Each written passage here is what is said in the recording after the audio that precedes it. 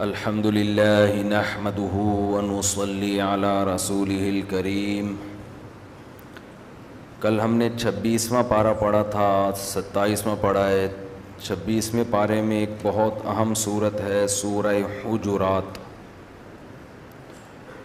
جس میں اللہ نے آپس کے رہن سہن سے متعلق احکام دیے ہیں، اور آج ہم نے ایک اہم ترین صورت پڑھی ہے سورہ واقعہ۔ تو انشاءاللہ کوشش ہوگی آج ان دونوں صورتوں کا کچھ تذکرہ ہو جائے۔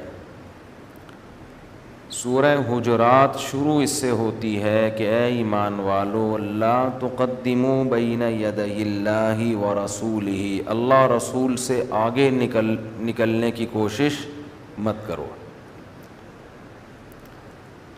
جب بھی اسلام کا کوئی حکم سامنے آ جائے نا تو بس خاموشی اختیار کر لو۔ آج بہت بڑی مصیبت یہ ہے کہ اسلام کا حکم پر یا تو عمل نہیں کرتے، اور اگر کرتے ہیں تو ایسوں سے پوچھ رہے ہوتے ہیں جن کو خود بھی حکم معلوم نہیں ہوتا، مستند نہیں ہوتے،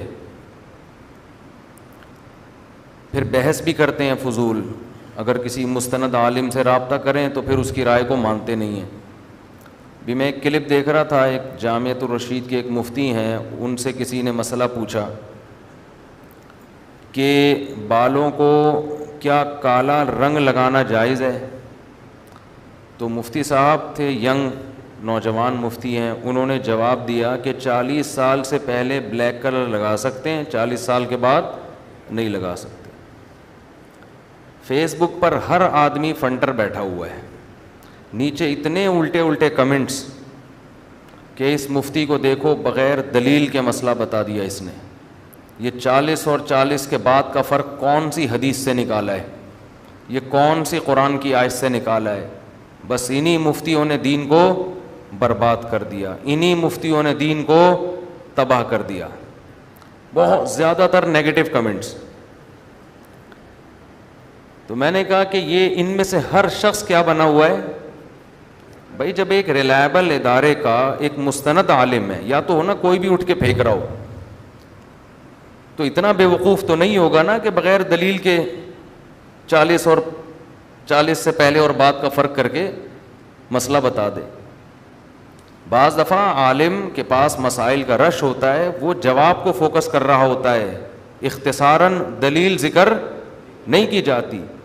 اور جن کا مستقل کام ہوتا ہے نا مسائل بتانا، وہ یہ کر بھی نہیں سکتے۔ یہ تو وہ کرتے ہیں جنہوں نے ہفتے میں ایک کلپ ریکارڈ کروانا ہوتا ہے، اور اس میں بھی آگ لگانی ہوتی ہے امت میں۔ جو صبح و شام یہ کر رہے ہیں کام، تو اس کے لیے عوام کے لیے اتنا کافی ہے کہ کسی مستند دینی ادارے سے فارغ ہے یا نہیں، اور دینی ادارے کا مستند ہونا بھی اچھی طرح پہلے تحقیق کرے، کیسے لوگ ہیں، کیا کرتے ہیں، کیا سلیبس پڑھایا جاتا ہے۔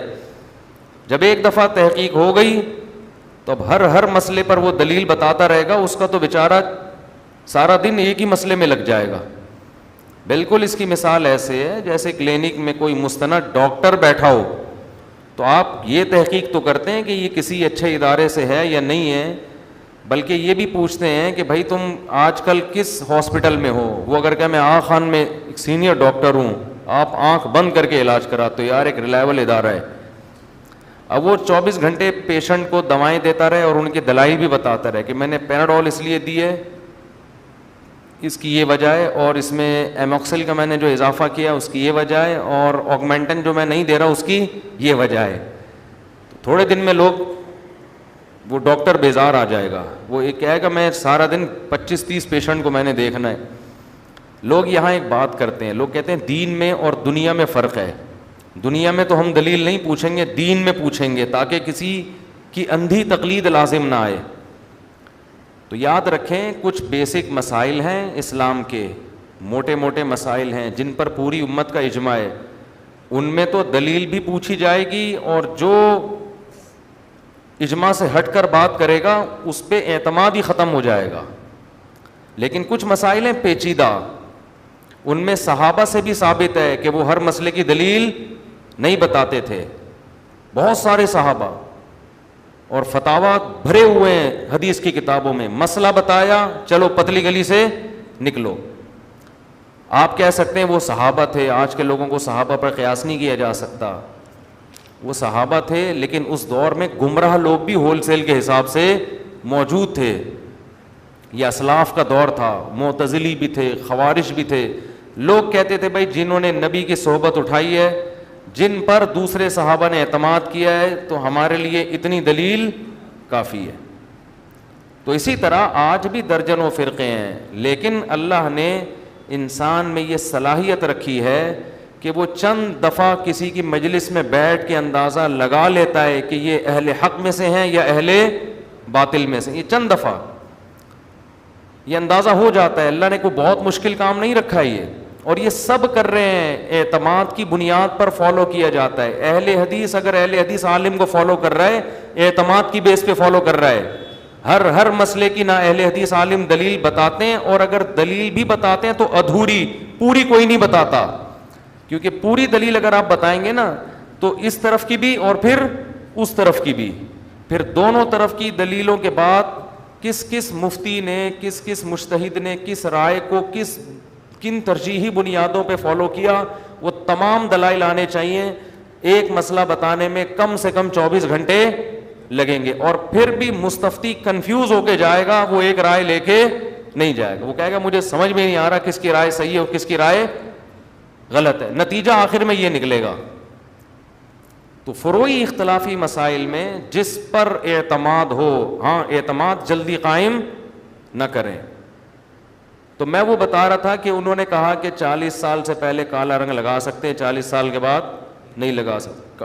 فیس بک پہ کمنٹس کی بھرمار، یہ مفتیوں نے لوگوں کو اندھا مقلد بنایا ہے، ان مفتیوں کو دیکھو، حدیث کا حوالہ نہیں دیا کوئی حدیث، ہر مسئلے پہ حدیث تلاش کرنا، ہر مسئلے پہ حدیث کا مطالبہ کرنا انسان کے پرلے درجے کے جاہل اور ایک نمبر کے گدھے ہونے کی دلیل ہے۔ یہ کروڑوں مسائل ہیں اسلام میں، حدیثیں ہمارے پاس کروڑوں نہیں، حدیثیں صحیح حدیثیں ہزاروں ہیں۔ تبھی تو قیاس، اجتہاد یہ اسلام میں ایک مستقل دلیل سمجھی گئی ہے۔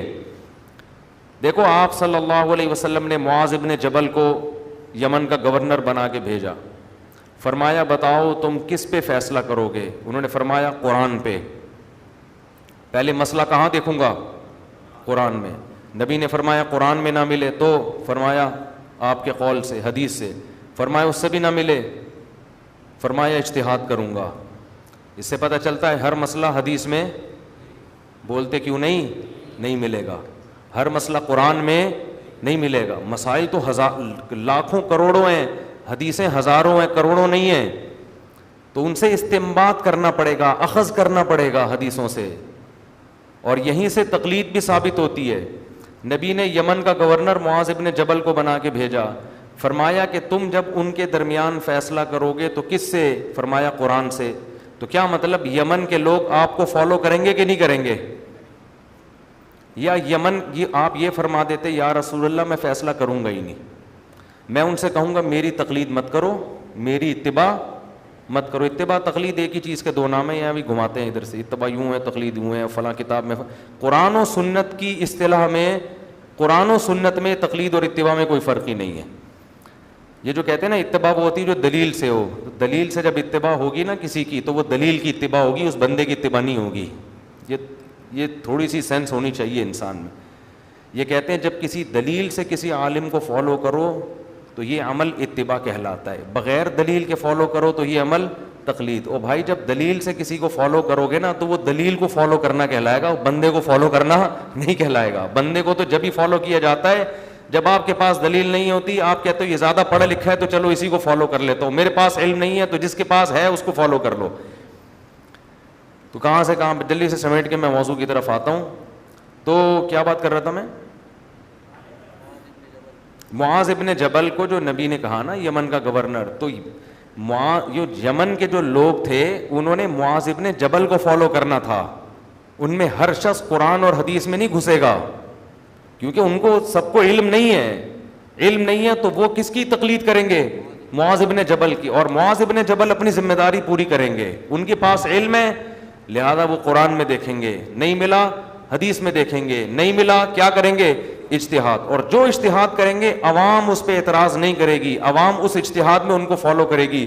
عوام میں ہر اجتہاد, ہر ایک اجتہاد نہیں کرے گا. سمجھتے ہیں کہ نہیں سمجھتے؟ عوام میں تھوڑی ہر ایک بیٹھ کے اجتہاد کرے گا. عوام نے ٹماٹر بھی بیچنے, عوام نے پیاز بیچنے, عوام نے, وہ انگلش لینگویج ٹیچر بیٹھے ہوئے ہیں انہوں نے انگلش پڑھانی ہے اینگلو فائل میں, ٹھیک ہے نا. ہر آدمی اگر تحقیق اس طرح سے کرنا شروع کر دے, فروعی عقیدے میں نہیں, اجماعی مسائل میں نہیں, باریک فروعی اختلافی مسائل میں ہر آدمی کرے گا, تو یہ اول تو ایسا کرے گا نہیں. ہر آدمی جھوٹ بولے گا کہ میں کر رہا ہوں حالانکہ کر نہیں رہا ہوتا, وہ تقلید ہی کر رہا ہوتا ہے.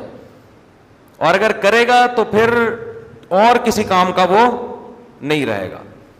تو اندھی تقلید یہ ہوتی ہے کہ جس آدمی کے برحق ہونے کی دلیل نہیں ہے اس کے پیچھے چلو, یہ اندھی تقلید ہے. جیسے قرآن کہتا ہے کہ جب ان سے کہا جاتا ہے کہ اللہ رسول کو فالو کرو تو یہ اپنے باپ دادا کو فالو کرتے ہیں, حالانکہ ان کے باپ دادا عقل نہیں رکھتے اور نہ علم ہے ان کو.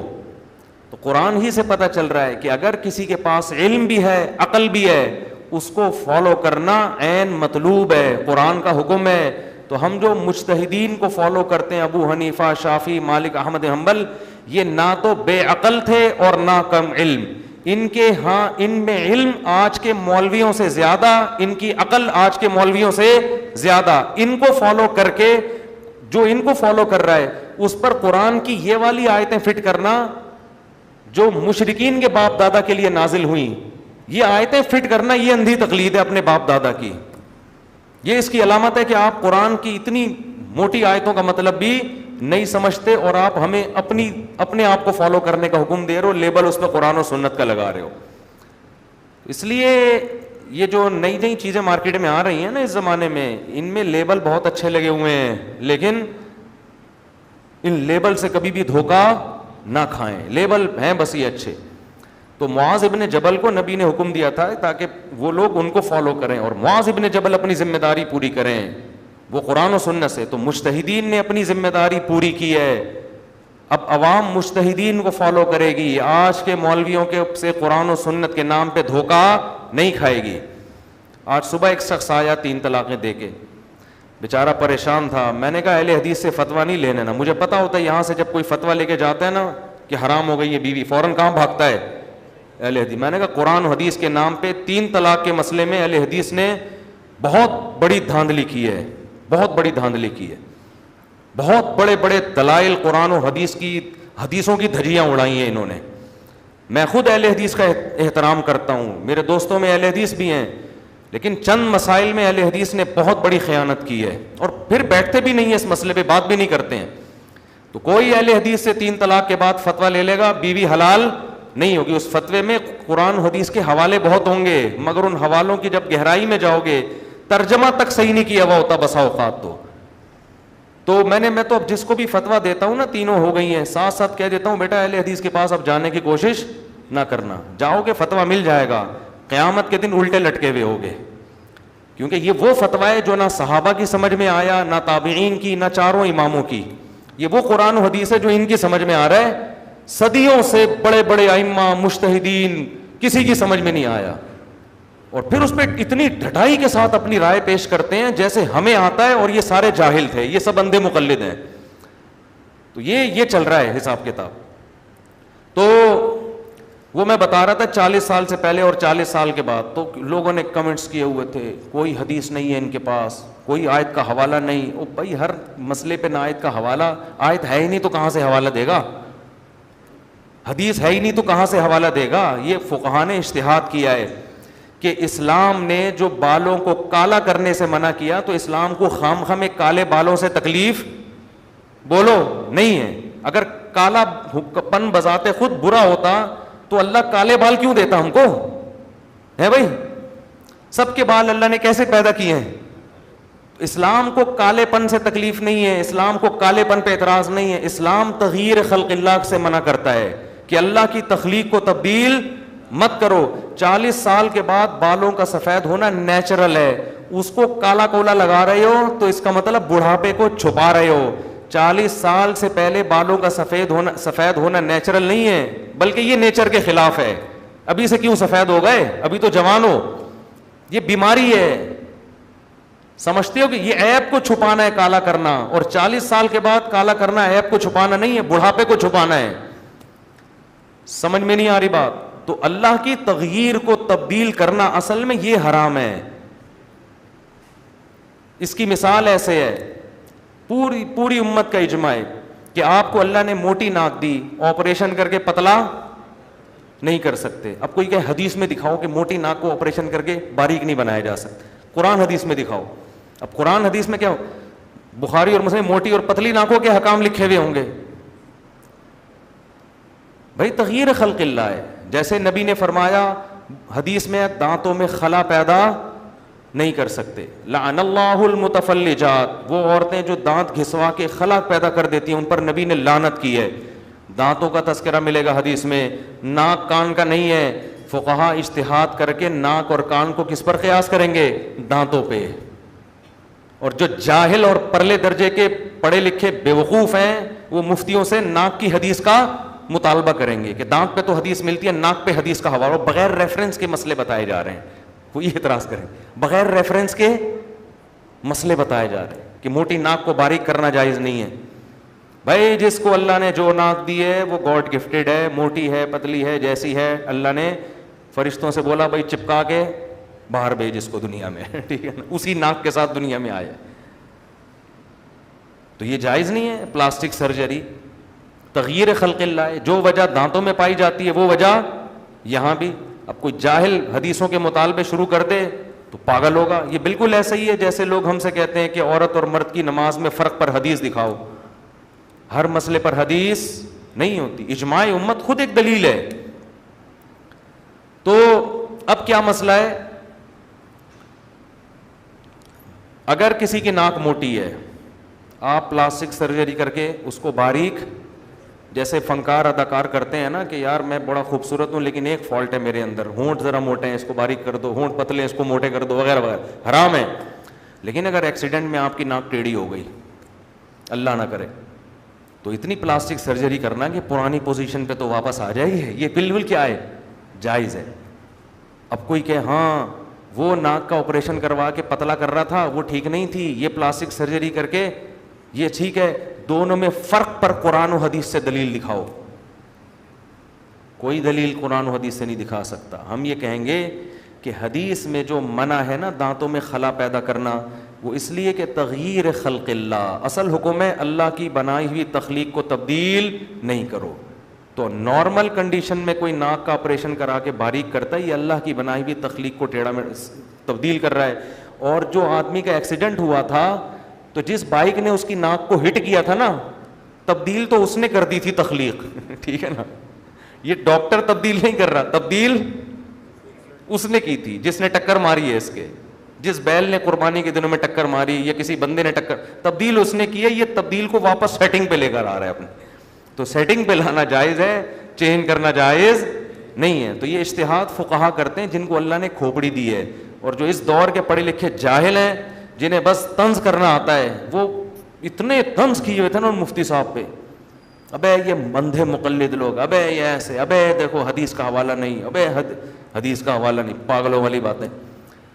ہاں بہت سے لوگ ایسے بھی ہیں جو واقعی بہت بڑے پھینکو بھی ہیں, وہ پھینکے جا رہے ہیں, ان سے تو دلیل کا مطالبہ کیا جائے گا, ان سے تو پوچھا جائے گا بھائی تو کہاں سے لا رہا ہے بھائی, حضرت علی حضرت عیسیٰ کو آسمانوں پہ اٹھا لیا, یا خام خواہ میں جو اجماع امت کے خلاف مسائل ہیں بتاتے چلے جا رہے ہیں. تو وہ لوگ اکثر ریلائبل ہوتے ہی نہیں ہیں. وہ اپنے طور پر جیسے عطائی حکیم ہوتے ہیں, عطائی ڈاکٹر ہوتے ہیں نا, اس طرح وہ بھی ہوتے ہیں. تو فتنوں کا دور ہے, اللہ حفاظت میں رکھے ان کم بختوں سے.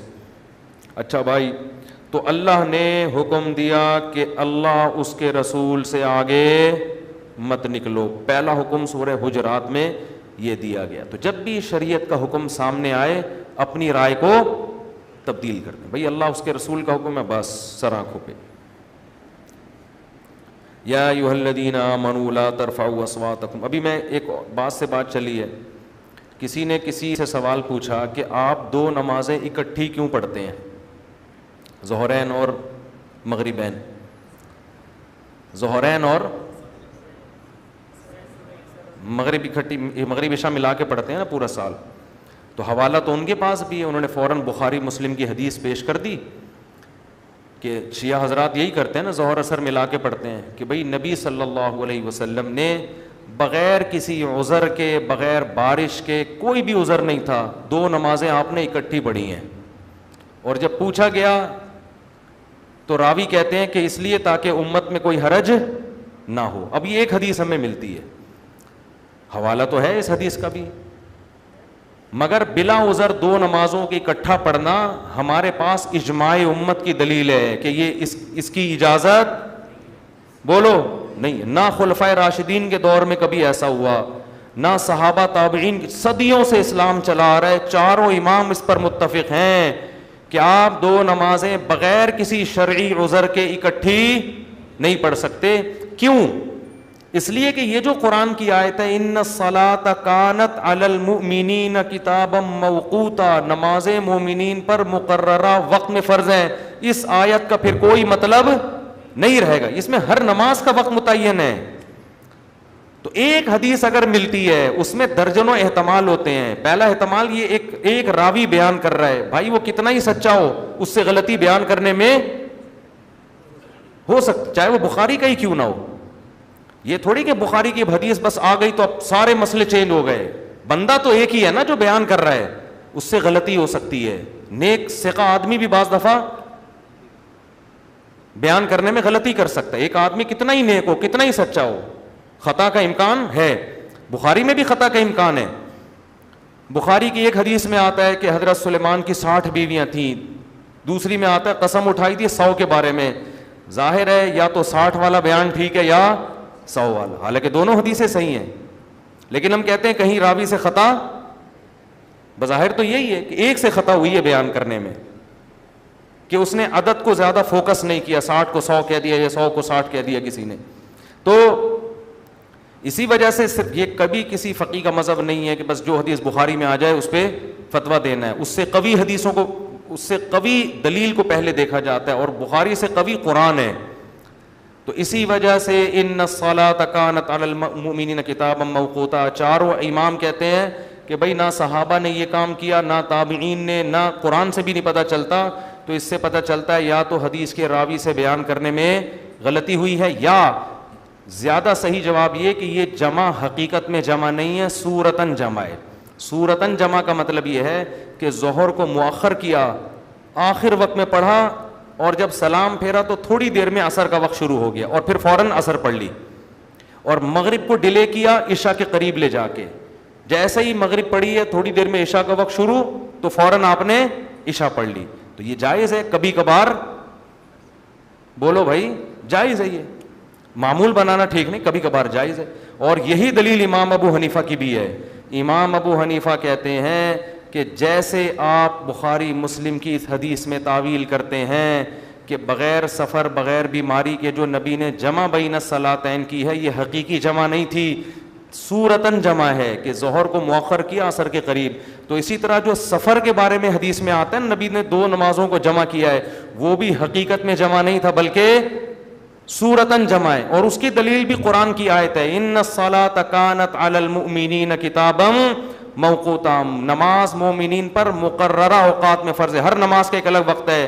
وہ کہتے ہیں یہ آیت قرآن کی آیت سفر اور حضر دونوں کو شامل ہے. اور امام حنیفہ کے اس مذہب پہ دو بڑی خاندانی اور مضبوط دلیلیں ہیں جس سے آپ کو امام صاحب کی فراست کا اندازہ ہوگا. پہلی بات، عبداللہ بن عمر رضی اللہ تعالی عنہ نے سفر میں اسی طرح سے جمع کیا ہے کہ مغرب کی نماز کا ٹائم ہوا، صحابہ نے کہا پڑھیں، طحاوی کی حدیث ہے، صحیح حدیث ہے، پڑھیں نماز. انہوں نے فرمایا مؤخر کرو. مؤخر کرتے کرتے بہت سفر میں جلدی تھی آپ کو، یہاں تک کہ جب مغرب کا وقت ختم ہونے کے قریب ہو گیا، ابھی ختم ہوا نہیں، مغرب پڑھی آپ نے، تھوڑی دیر ٹھہر کے آپ نے جیسے عشاء کا وقت داخل ہوا فوراً عشاء پڑھ لی. تو یہ جو ہمارے اہل حدیث بھائی سفر میں دونوں نمازیں اکٹھی پڑھ رہے ہوتے ہیں یا عرب علماء کر رہے ہوتے ہیں، ٹھیک ہے اختلافی مسئلہ ہے، ہم اس میں شدت کے قائل نہیں ہیں، لیکن فقہ حنفی میں اس کی اجازت نہیں ہے. اور اس کی یہ دلیل ہے کہ یہ حدیثیں صریح نہیں ہیں کہ نمازوں کو قضا کیا ہے آپ نے، اور اگر کوئی روایت صریح بھی ہو تو وہ ان دلائل کے مقابلے میں نہیں ٹھہر سکتی جس میں ہر نماز کو اپنے وقت پہ پڑھنے کا حکم دیا گیا ہے، کیونکہ اسلام میں نماز کی حفاظت کا جتنا حکم دیا گیا اتنا کسی اور حکم کو اتنی اہمیت نہیں دی گئی ہے۔ تو امام صاحب کہتے ہیں نماز کو آپ اپنے ٹائم سے قضا کرنے کی، جب تک چڑھتے سورج کی طرح واضح دلائل نہیں ہوں گے نا، بغیر کسی کنفیوژن کے، اس وقت تک سفر میں بھی آپ کو نماز قضا کرنے کی اجازت نہیں ہے۔ اور عبداللہ بن مسعود کی دلیل تو بہت ہی مضبوط ہے۔ مسعود جو نبی کے سفر حضر کے ساتھی تھے، فرماتے ہیں نبی نے کبھی بھی دو نمازوں کو نہ سفر میں جمع کیا، کسی نماز کو اپنے وقت سے مؤخر نہیں کیا، نہ سفر میں نہ حضر میں، سوائے حج کے موقع پہ۔ سوائے کس موقع پہ؟ حج کے موقع پہ۔ تو حج میں جو ظہر اثر ملا کے پڑھی جاتی ہے یا مغرب جو ہے مزدلفہ میں جا کے قضا کر کے پڑھی جاتی ہے، وہ تو حقیقت میں ہے عبداللہ بن مسعود کے بیان کے مطابق۔ اس کے علاوہ سفر میں جب دو نمازیں ملا کے پڑھی جا رہی ہیں تو یہ صورتاً ملائی جائیں گی، کسی نماز کو اپنے وقت سے مؤخر نہیں کیا جائے گا۔ تو امام ابو حنیفہ کا مسلک اس بارے میں دلائل کے لحاظ سے کمزور نہیں ہے، بہت مضبوط ہے۔ میں اس پہ انشاءاللہ پھر کبھی پوری کتابیں سامنے رکھ کر پوری تفصیل سے کلپ ریکارڈ کرواؤں گا، ابھی تو صرف یہ بتانے کے لیے کہ ہمارے ہاں بھی یہ رواج لوگوں میں شروع ہو گیا۔ اور ایک آخری بات یہ کہ جو علماء اس کے قائل ہیں کہ سفر میں دو نمازوں کو حقیقت میں بھی اکٹھا کیا جا سکتا ہے، یعنی ظہر کو قضا کر کے عصر میں، مغرب کو قضا کر کے عشاء میں، یا مغرب کے وقت میں عشاء، تو یاد رکھیں وہ علماء بھی اس کی فضیلت کے قائل نہیں ہیں، وہ اس کے معترف ہیں کہ نبی نے یہ کام کبھی کبھی کیا ہے، یعنی وہ جمع جس کو ہم صورتاً جمع کہہ رہے ہیں نا، وہ بھی کبھی کبھی ہوا ہے، عام معمول اس کا نہیں تھا۔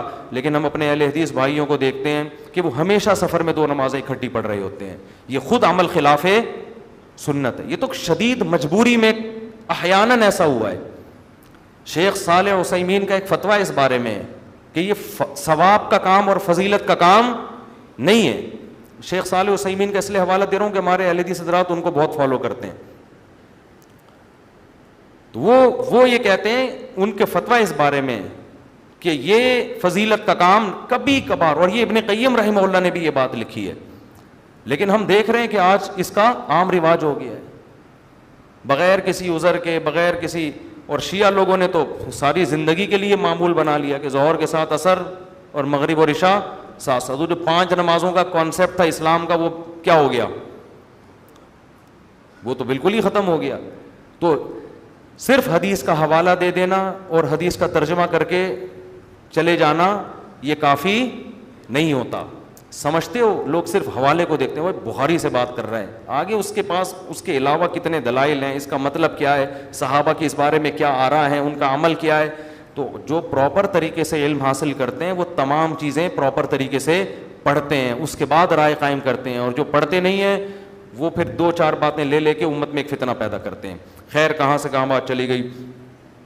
تو اللہ نے حکم دیا کہ نبی سے آگے نکلنے کی کوشش مت کرو۔ دوسرا حکم، یا ایھا الذین آمنوا لا ترفعوا اصواتکم فوق صوت النبی، نبی کی آواز سے اپنی آواز اونچی مت کرو۔ دیکھو نبی کا ادب کیوں ہے؟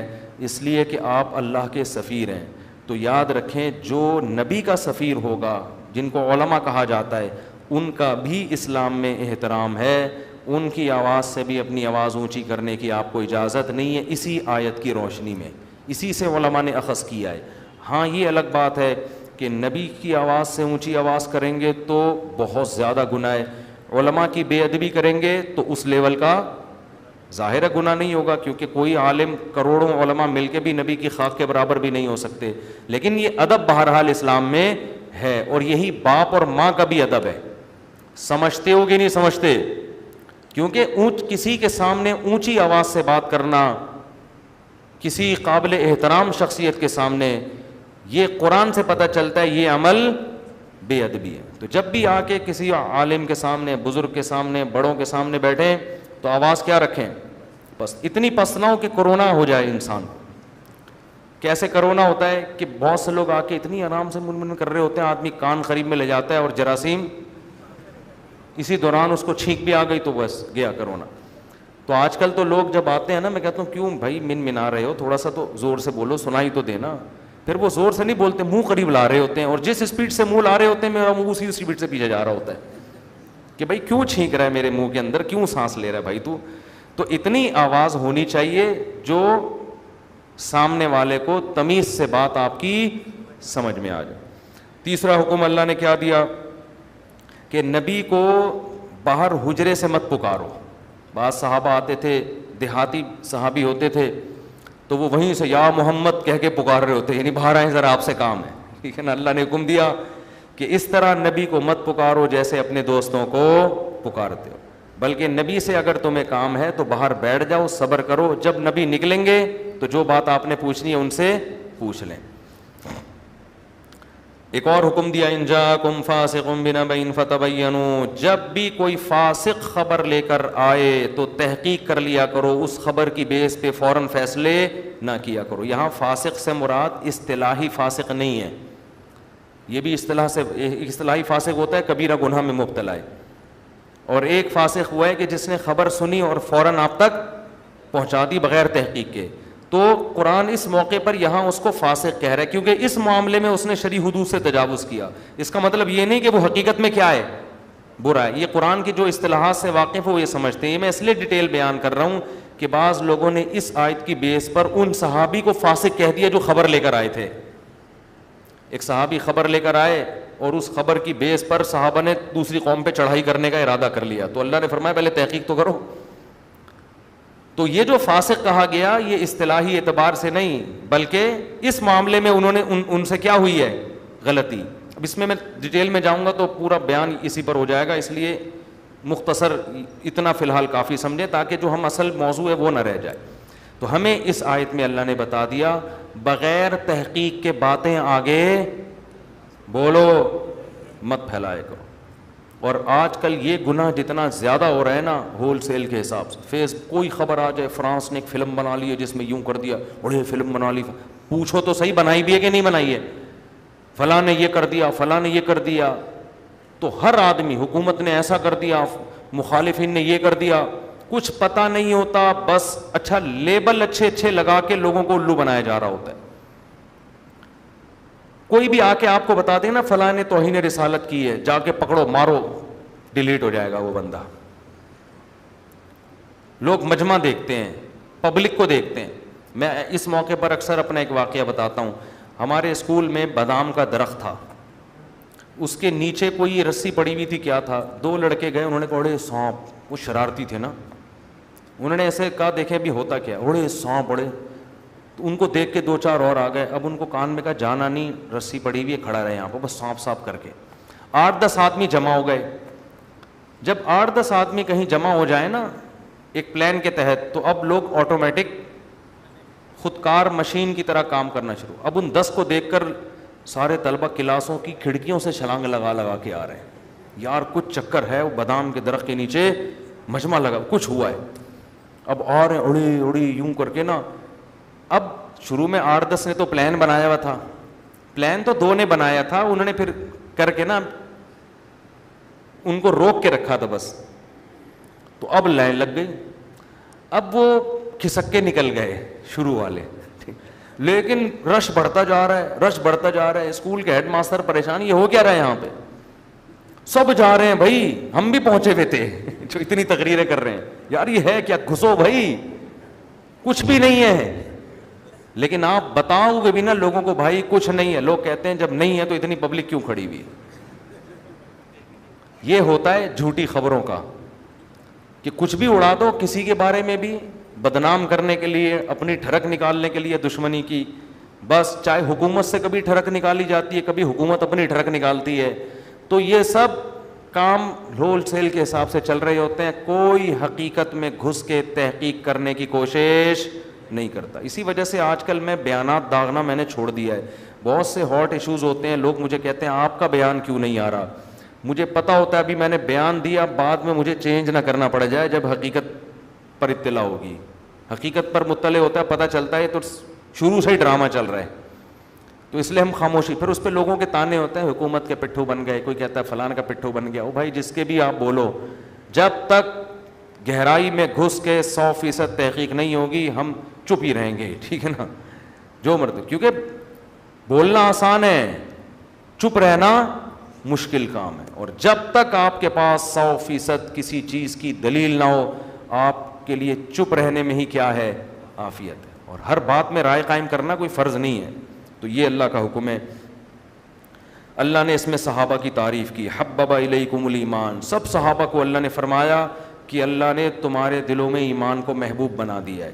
کرہ الیکم الکفر والفسوق والعصیان, اللہ نے تمہارے دلوں میں اللہ کی نافرمانی, فسق و فجور اور کفر کو ناپسند بنا دیا ہے.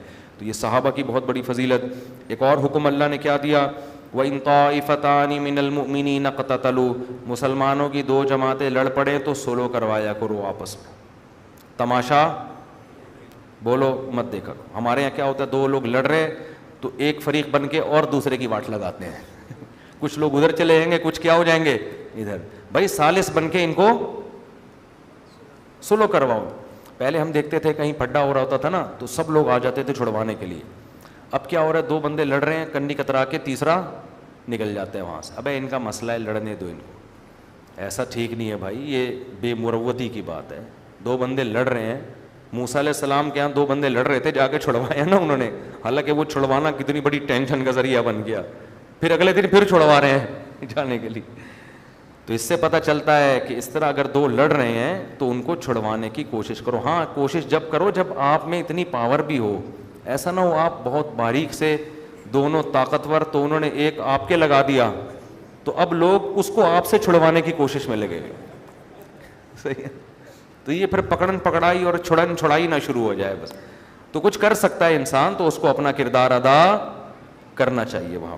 اللہ نے یہ حکم دیا, فرمایا مومنین آپس میں بھائی ہیں تو اپنے بھائیوں کے درمیان صلح کرا دیا کرو. یا ایھا الذین آمنوا لا یسخر قوم من قوم, اے ایمان والو کوئی قوم دوسری قوم کا مذاق نہ اڑائے. بھی بہت ہے حکم ہے. مختلف قوموں پہ لطیفے بن رہے ہیں, مختلف قوموں کی کنجوسی پہ, کسی کے حماقت پہ, کسی کے جو ہے وہ رنگ پہ, کسی کی بدصورتی پہ, یہ جو لطیفے بن رہے ہیں, قرآن نے صاف لفظوں میں منع کر دیا. کوئی قوم کسی قوم کا مذاق, بھائی آج سے توبہ کرتے ہیں کہ نہیں کرتے, کبھی کسی قوم کا من حیث القوم مذاق نہیں اڑانا. اللہ نے فرمایا عسیٰ ان یکونوا خیرا منہم, ممکن ہے وہ قوم اللہ کی نظر میں تم سے بہتر ہو. تم تو آج اس کا مذاق اڑا رہے ہو, اللہ کی نظر میں ہو سکتا ہے وہ تم سے بہتر ہو. ولا نساء من نساء, خواتین یہ کام بہت زیادہ کرتی ہیں, اس لیے اللہ نے لیڈیز کا الگ سے تذکرہ کیا. حالانکہ قوم میں عورتیں خود بخود آ گئی ہیں کہ عورتیں بھی نہ اڑائیں, لیکن اللہ نے عورتوں کو الگ سے حکم دیا کہ عورتیں بھی عورتوں کا مذاق نہ اڑائیں. خواتین کیسے مذاق اڑاتی ہیں, کوئی ذرا چھوٹے قد کی ہے اور ٹھگنی باتیں ایسی کرتی رہتی ہے نا, اس کے قد تو دیکھ بیوٹی پارلر میں جا رہی ہے جیسے بن ٹھن کے آئے گی. آج دیکھا تھا لپسٹک کتنی لگا کے آئی ہوئی تھی, وہ ایسا لگ رہا تھا کسی کے پھیپڑے کھا کے آئی ہوئی ہے. یہ مذاق خواتین کا چل رہا ہوتا ہے. اور دیکھا اسٹائل کیسے مارتی ہے دیکھا کیسے اسٹائل مار رہی تھی. تو بھائی جو جس کو اللہ نے جیسا بنا دیا ویسا بس ٹھیک ہے, اللہ کی مرضی. آپ کو اگر آپ نے اپنے آپ کو خود بنایا ہے تو ایک الگ بات ہے, آپ کو بھی اللہ نے بنایا, اس کو بھی کوئی کالی ہے کوئی بدصورت ہے. جس کو یہ جو رابعہ بصریہ تھیں جو اتنی بڑی تہجد گزار, اتنی پرہیزگار, کہا جاتا ہے یہ واللہ عالم حقیقت ہے یا نہیں, بدصورت تھیں, لیکن کیسا اللہ نے مقام دیا ان کو. تو اللہ ہماری شکلوں کو نہیں دیکھتا, اللہ کس کو دیکھتا ہے, عمل کو. قرآن کیا کہتا ہے کہ بہت سے سفید چہرے قیامت میں سیاہ ہوں گے, ذلت کی کالک چھائی ہوئی ہوگی ان کے اوپر. بہت سے کالے چہرے قیامت کے دن سفید ہوں گے, ان کے چہروں پہ نور ہوگا ان کے اعمال کا. تو بھائی عمل اچھا ہے تو شکل کالی بھی سفید ہو جائے گی, عمل برا ہے تو سفید بھی کیا ہو جائے گی, کالی. تو اس لیے اللہ نے فرمایا مذاق نہ اڑاؤ. عسیٰ ان یکن خیرا منہن, ہو سکتا ہے تم جس کا مذاق اڑا رہی ہو وہ تم سے اللہ کی نظر میں بہتر ہو. اور آگے اللہ نے فرمایا ولا تلمزوا انفسکم ولا تنابزوا بالالقاب, تانے مت دیا کرو. تانا کیا ہوتا ہے, ایک ہوتا ہے اصلاح کہ بھائی تمہارے اندر یہ خرابی ہے, ایکچولی آپ غصہ بہت کرتے ہیں, آپ گالیاں بہت دیتے ہیں, چھاؤں میں لے جا کے نا کسی کو آپ نے سمجھا دیا کہ یار تھوڑا تمیز سے نا, اچھا لگتا ہے ذرا, یہ اس کی اصلاح ہے. ایک ہے لوگوں کے سامنے اس کو ذلیل کرنا، ابے تو باتیں بڑی کر رہا ہے، ہمیں پتہ ہے نا ہے کیا. اس کو تانا دینا نا، تانا ایسے موقع پہ دینا جائز ہے کہ کوئی فنٹر گیری بہت زیادہ دکھا رہا ہو نا، تکبر کر رہا ہو، لوگوں پہ ظلم کر رہا ہو، اس کو تانا دینا جائز ہے. جیسے آپ صلی اللہ علیہ وسلم نے ایک یہودی عالم کو تانا دیا تھا، وہ تورات پر عمل نہیں کرتا تھا، تحریف کرتا تھا تورات میں، اور فنٹر بنے پڑتے تھے کہ ہم بڑے نیک لوگ ہیں نا، ہمارے پاس علم ہے. تو اس کو نبی نے تانا دیا، اس کی توند کہا. ٹھیک ہے نا. حدیث فرمایا کہ یہ جو تمہاری توند نکلی ہوئی ہے، کیا تمہیں پتہ نہیں ہے کہ اللہ کو اس توند سے نفرت ہے، اور یہ وہ توند ہے جو حرام کھا کے.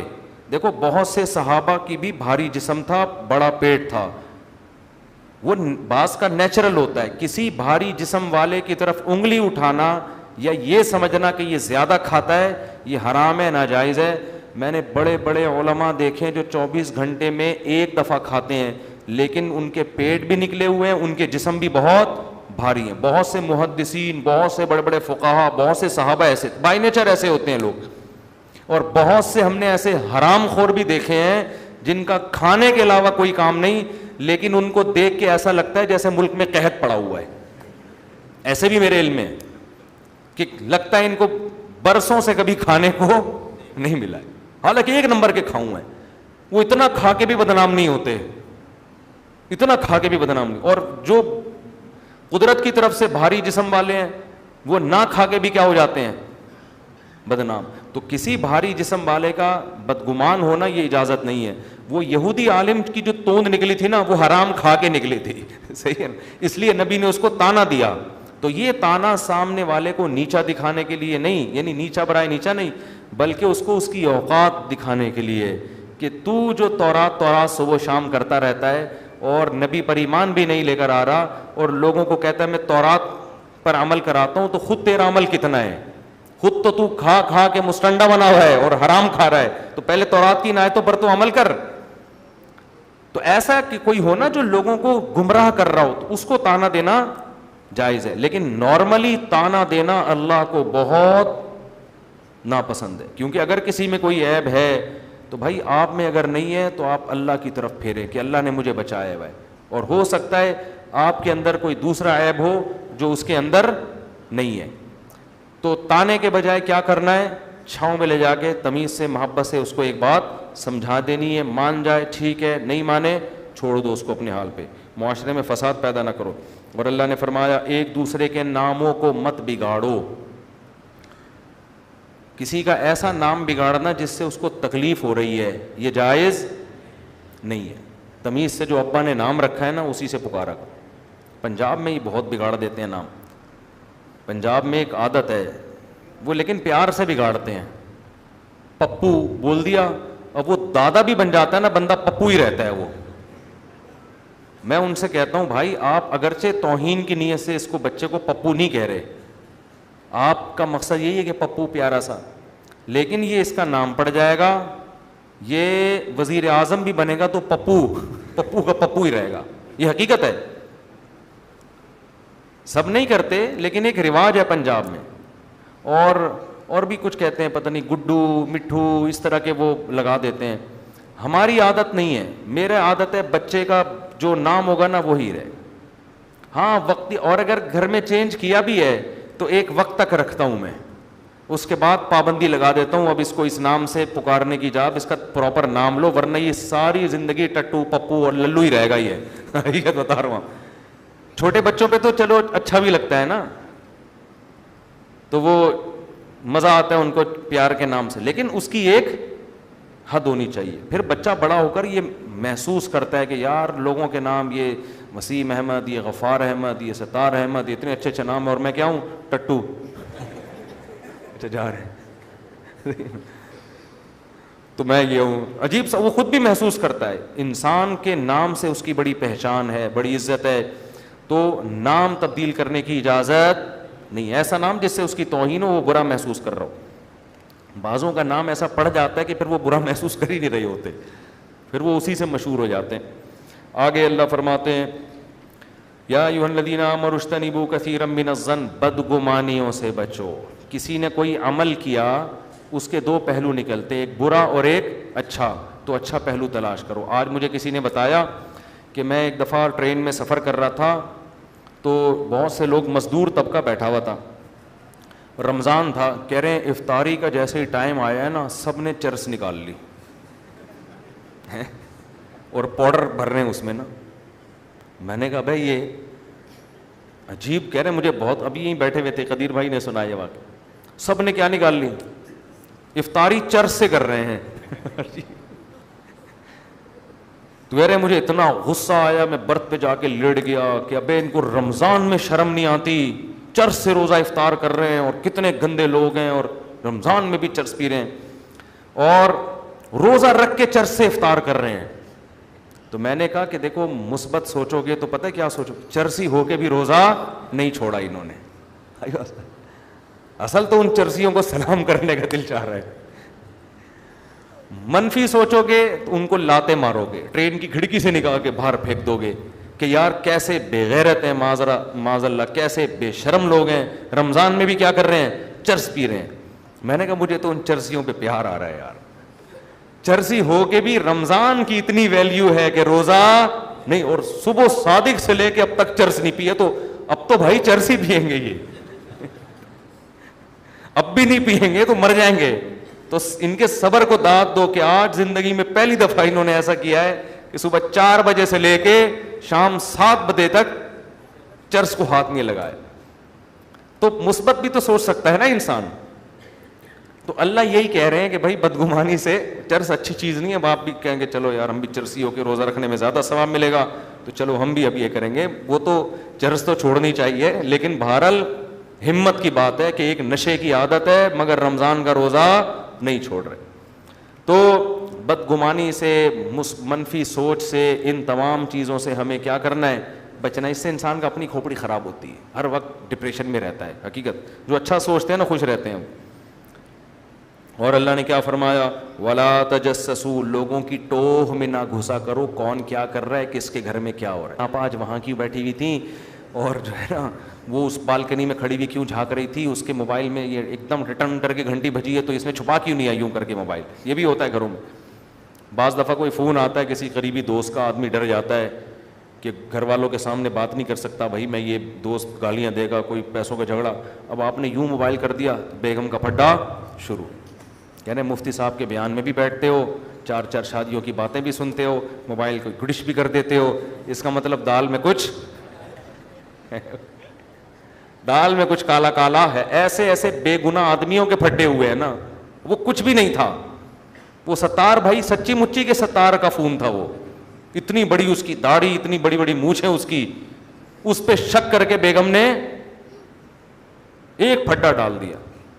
تو بھائی موبائلوں میں مت گھسو ایک دوسرے کے. ہاں اگر خود سے کوئی ایسی چیز پتہ چل جاتی ہے پھر تحقیق کرنے کی اجازت. جب تک نہیں ہے ایک دوسرے کے بارے میں اچھا گمان رکھو کہ بھئی یہ بھی ٹھیک ہے اور میں بھی ٹھیک. تو تجسس, ٹوہ میں گھسنے کی آج سب سے بڑی مثال ہے.